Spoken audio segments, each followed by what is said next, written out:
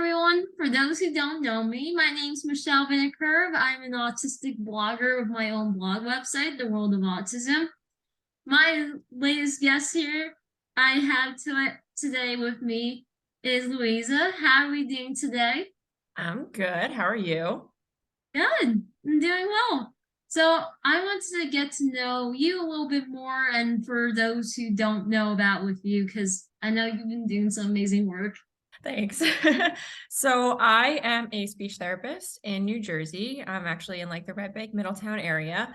I started off working in pediatrics and I love working with kids. I also do early intervention, so I get the little guys. And I actually just opened up my own practice where I will be treating adults with special needs. And it's very exciting. I actually had my first client in my office today, which was really, really exciting for me. And I also do in-home visits and community-based stuff because I want to work on like the skills that are really necessary for a lot of this population.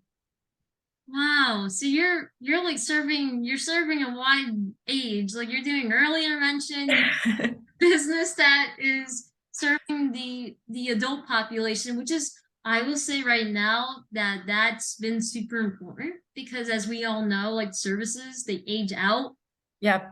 quickly. Yeah, that's what a lot of my guys are dealing with. I had an evaluation earlier today where they're graduating, in this next couple of months. And the parents are like, I don't know what to do for them. They're going to lose their services. So, like, that's why they came to me to at least get speech going again before there's any type of gap there where there might be any type of skill loss. Yeah, because especially like where is even within the college years and everything, like that age group is like the most likely where they're lacking services and even just onward where they could get services like speech. So I that is awesome that you have your practice and everything to be able to serve the adult population. And that's so exciting that you got your first client. That is so cool. Sorry, are you there? Yes, I'm here. I apologize. I'm going to attempt to relocate. I thought this would be a good spot because I'm near the router, but perhaps I'm not. So you can go ahead and keep talking, and I'm just going to move. Yeah, no, that's fine. I just wanted to say about like how I wanted to say how awesome it is that you got your first client that's in the adult range because of the fact that there hasn't been really any services much for that age group. So that is amazing. Congratulations to you about that. Thank you so much. And I wanted to also go into about with the early intervention part, Yeah. what you've been doing for that. So for early intervention, I work for another organization in Red Bank, actually. Mhm. And I see birth through 3 years old, which is like its own little range. You have like the fresh babies, and then it goes all the way up to 3 years old where they're starting school. So there's a lot of things and components moving within that. Um, and I do a lot of parent coaching. So most of it is parent coaching, I would say.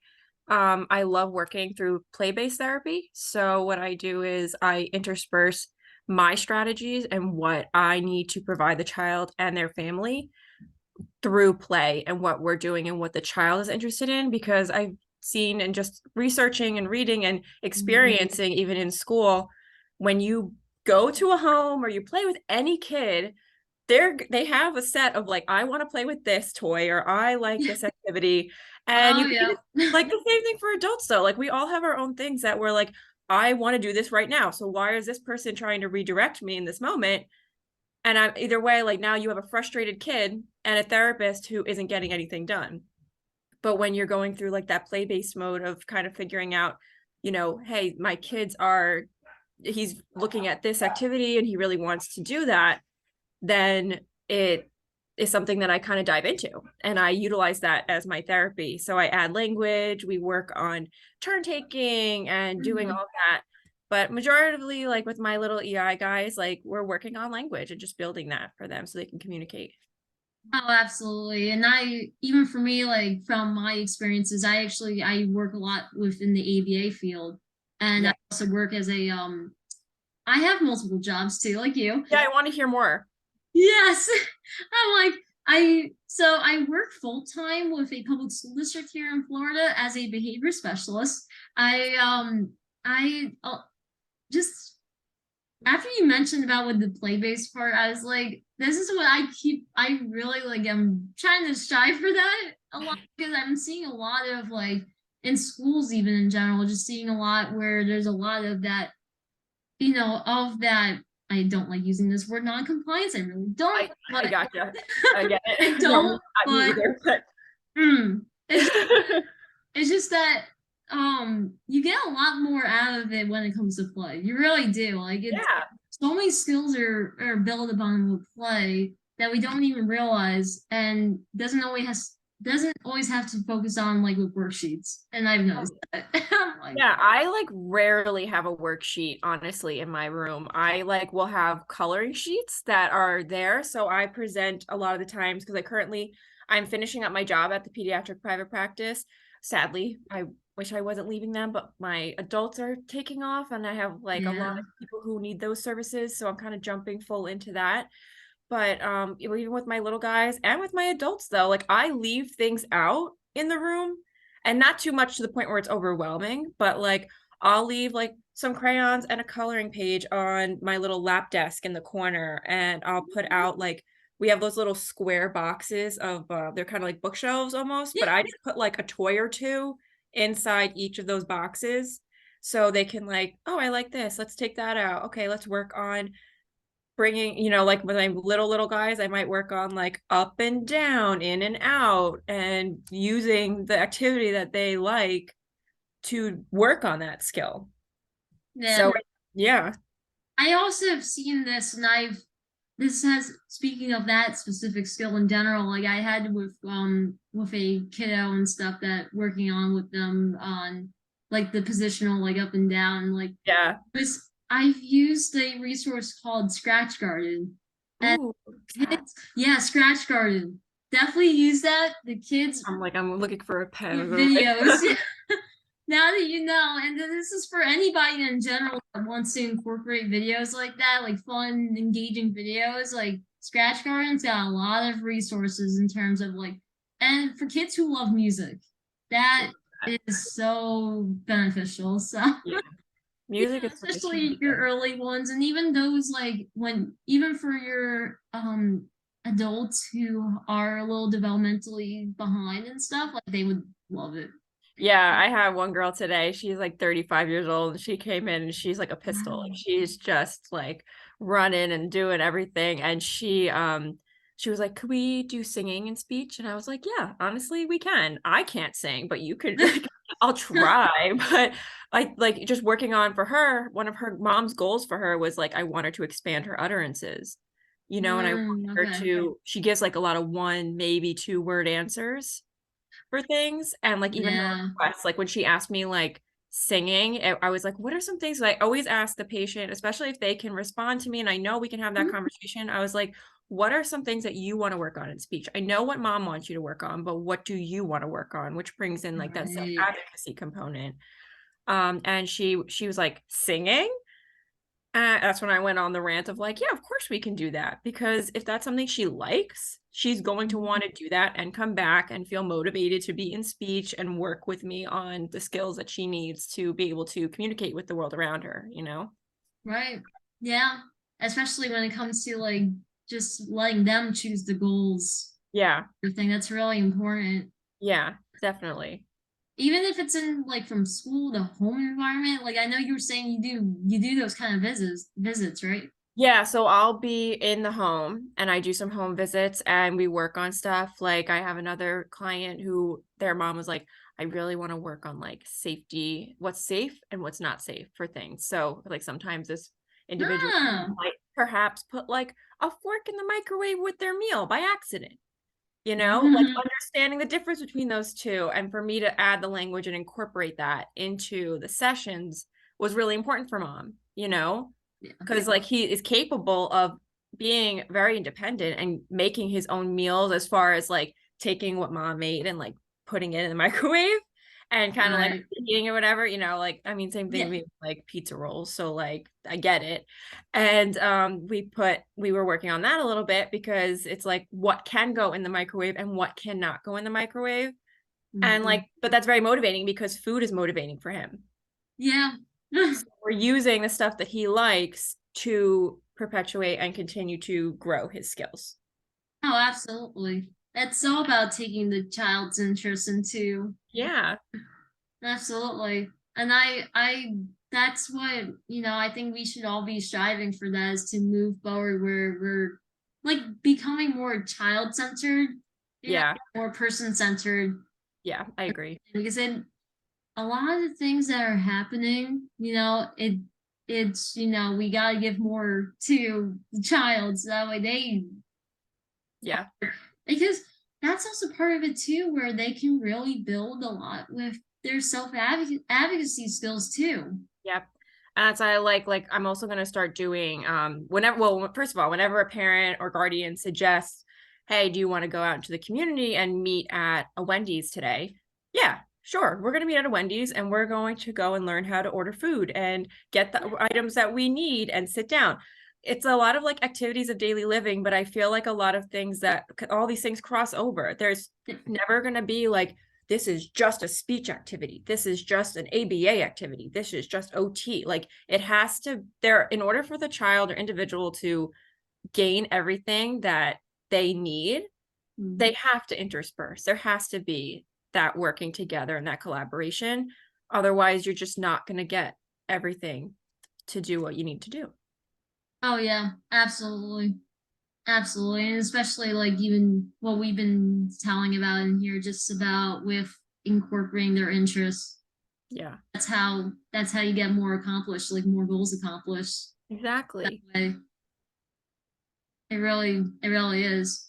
And I know you just opened up your practice. What are your plans about? Like besides, like, is it just mainly serving the adult population? I wasn't sure. Like, Yeah, so right now I'm mainly serving the adult population. Maybe one day, like getting back into like the peds area. I have my EI kids still, so I'm still with the littles. But yeah, so like I'm just kind of right now riding like the 21 and over train. But I also am going to be offering like some social groups and things like that for all ages.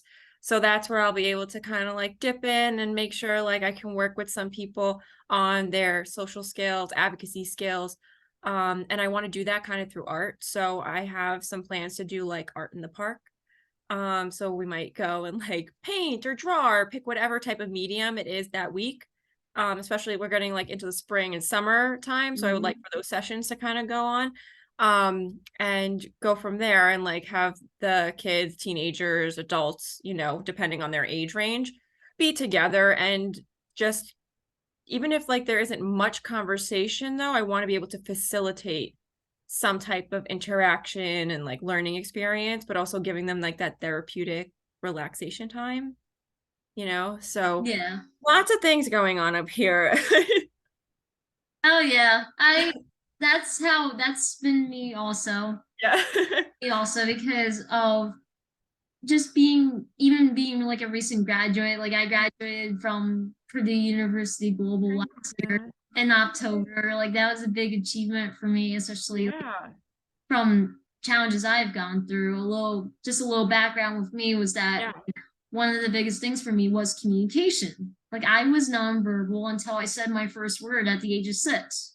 Hmm. I didn't fully communicate in sentences till 10.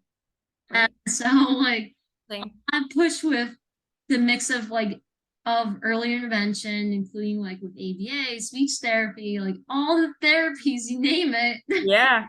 And So you get in there and like you did all that and like now, yeah, like I mean, you were amazing then and you're amazing now. Like how awesome is that? yeah, it's so just really like with that's again, I know I keep saying this repetitively, but it just really is important for people to incorporate child's interests because our field, like all of our fields are changing as we're Yeah. learning more and more because we know the statistics now, even for the autism population, like it's now 1 in 36. Yep. Rates are just skyrocketing right now because of all the education awareness, and there's more acceptance that's going on, which is amazing. Yeah. Yeah, I love seeing as time goes on, just more growth in acceptance and inclusion. Like I'm huge on trying to work on inclusion within my community. So it's just I just really appreciate that, like, yes, there are still like people out there who are gonna like troll and like be negative about the specific population. But at the end of the day, I think that there's so much more progress than there is anyone moving backwards. So, and I just keep Oh looking at yeah, that as like the positive light, you know? absolutely. Like I'll give an example. Even today, like I had a kiddo that I was help supporting with like seeing like what's been going on, assessing what's been going on, and even for me, like I talk to staff, I talk to like I work with the kiddo too directly as well, and like the fact that like there's been like today, like the kid asked for a break twice, and now Hmm. it's huge. Like you wouldn't even do that Yeah. before. So No, like I to know. get Like that's amazing. And like I make that a goal too. Like some people are just like, oh, we're just gonna intersperse a break in the session. Like it's not anything that like we really need to highlight. But if I have a kid who successfully asked me for a break without yeah, me having to say anything, I'm like, oh my God, that like whole half hour, whatever time I'm with you, that's worth it. Because like they just advocated that like they can't handle me anymore. So they need just yeah. for like a hot second. Yeah. Oh, absolutely. Absolutely. So that was it was great about that, despite that there was obviously like we there are things that, you know, that's Yeah, gonna happen, but no I matter know. what, it's just those little achievements, like despite that there's been other stuff that's happened during the day, but I I look through the progress that's already happening, so Yeah, and I love to see it. 100% But it's only going motivated. to continue getting better. So, Oh yeah. Oh yeah, absolutely. Absolutely. I another thing I actually this is the most important thing I wanted to ask you is what really inspired you to become a speech pathologist? so when I was a kid, well, let me start way back at the beginning. So I am an older sister to there's three of us, and my middle brother has Down syndrome, and he's 25 and I'm 26. So we are like very, very close in age. And then we have our little sister who just turned 21. So it's the three of us. And growing up, like we would always do like playing teacher and like doing all that fun stuff. And people were like, "You're gonna be a teacher. You're gonna do something in education." Like, and I was always like, "No, I'm not," because I didn't want to do what everyone else wanted me to do. And then when it came time to like when they push you like in high school to kind of be like, okay, so what are you going to do with like the rest of your life? Which personally I think is like very young for people to figure that out. But that's I'll get off that soapbox. But I was like, you know what? I think I went down the route of speech therapy. I was always involved in my brother's early intervention classes and just like seeing him go to a speech therapist, even when like I was in high school, he continued to like private and excuse me, with private and school therapy. And I just thought like it's a very broad field and it's never a dull moment. Like you said, like I'm seeing babies through adulthood, you know, and it's a great thing to be able to do because like sometimes you can say, all right, well, I worked with peds for a while, I want to go work with adults, or you can just have like a crazy mix, kind of like what I'm doing right now. Yeah, And me too. yeah, and it's fun. Like every day is so different. I never go to work and expect the same thing from anyone, even myself. So there's always something that like changes a little bit. And I think leaving college, I was like, oh, I'm gonna work in a school or something like that. And I never ended up there. I went immediately private practice, early intervention, and then I ended up here. But overall, I think just like growing up in the special needs community, just like having my brother being like such a light in my life. And he is like right now he's at dance class. Like he's got his full schedule going. Like we have his calendar and then we work our calendars around him. So he's got Uh, full life. He's doing wonderful. And I've been trying to work with him. He's on his speech a little bit here and there, but I'm also his sister. So he's easily I don't want to do this. Like, stop. But he right now, like, he's just living life and he's doing so well. And I just saw the supports that he had and like kind of wanted to be part of that team. And also like like for me to create this private practice, like eventually I'm hoping maybe I could do something that's like more, so I don't necessarily want to say like a day program, but just things that creates programming for them to be able to have something to do during their day. So I know that like regardless of what his schedule looks like, he will always have a place to go and be a part of something. So that's essentially, where I do what I do. And I didn't think I would be opening my own place at 26. I thought this would be like a late 30s, like possibly 40s life crisis. But people around me pushed me a little bit to just do it, and I did, and here I am. So That's awesome though, especially that young. I'll tell you right now, for myself, I'm 25. yeah, it's weird, but it's a weird age. Yeah, I completely get you about that. For me, like I never would have thought that I would have multiple jobs. Just Right? like think about that. Because Yeah. even just even just with the autism population, like a lot of our community still is a high rate of unemployment. And Oh, for like sure. I think about myself that and I grew up in New Jersey. Tell Hmm. you a Okay. fact about that. I grew up in Marlboro. So I Okay. So you're right by me. Okay. yes. Yep, I was part of the Marlboro school Awesome. district. I got a lot of supports there. And the funny thing is that before my family and I moved to Florida 2 years ago, I was a paraprofessional for a school district in Middletown. So Oh, that's so funny. I know. I like when you mentioned that, I was like, oh wow. What a small world. For Yeah, anyone watching, we genuinely had no idea about any of this. nope, That's nope. so So funny. yeah, yeah. So That's like, when it came to in New Jersey, like I loved the services I got in the state, and then just the big change for me, especially I know how much our fields are growing, like the speech therapy field, the ABA field, like they are growing tremendously, especially as there's more of a population, the neurodivergent population is growing. So definitely the services are needed. So oh, for for sure. anybody else that really wants to work with our population, like definitely go for it in those fields and Yeah. everything is just like yes, you're gonna have days that are up and down, but in the end, like you're always gonna make progress no matter what. Like Exactly. there's going to be days that are like really rough, and I've been through it, but you start to see like little, like even a tiny bit of progress, and you see it a little Yeah. You're bit. like, oh, my whole day has been made, you know? Like just any little, like I had a evaluation earlier today with an adult and he's like 22.